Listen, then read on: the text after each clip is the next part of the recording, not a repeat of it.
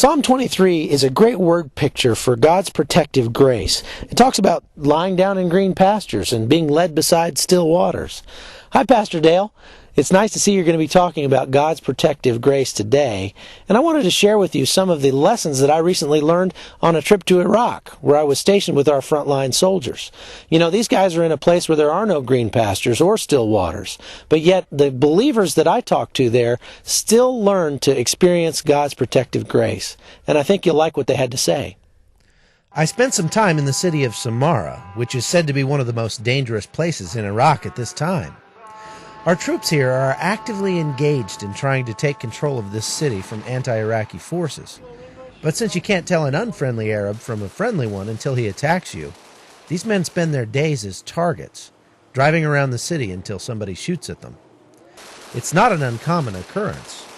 These men have spent the last 10 months facing their mortality on a daily basis, and whether or not they have faith, every soldier has to find a way to deal with the danger. Unfortunately, the only way for those who don't have a relationship with Christ is to ignore the reality of the situation. Listen to how these non-Christian soldiers handle the fear of death.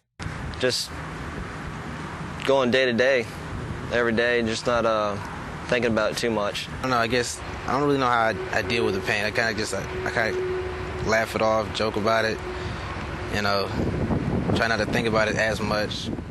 Other soldiers we spoke with didn't feel the need to pretend the danger wasn't there. These men had experienced God's protective grace through their faith in Jesus Christ. As I go out on patrol tonight, Lord Father God, just protect me and guide me, God, and let me grow closer to you, God. You just trust in God and continue to do what you know to do, and He blesses. Death isn't something that worries me, because I am secure. I know I'm saved. I know where I'm going to go if I die. And it's really given me a sense of urgency to tell other people about God. Staff Sergeant Don Nicholson was recently involved in a bombing where one of his men lost both legs. He says that the crisis brought him to his knees, and there he found a peace that helped him understand God's grace in a whole new way. That whole week we'd been getting hit with IEDs left and right.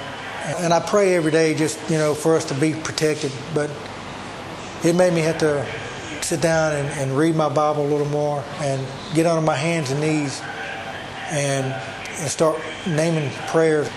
And since I've done that, I feel that, I've been a lot more easy going out there and doing the missions and everything.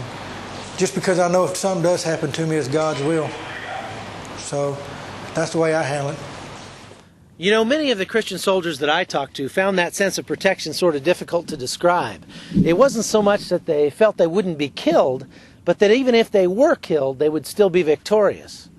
It's my prayer that after today's sermon, you'll feel that same sense of God's protective grace. Thanks for listening.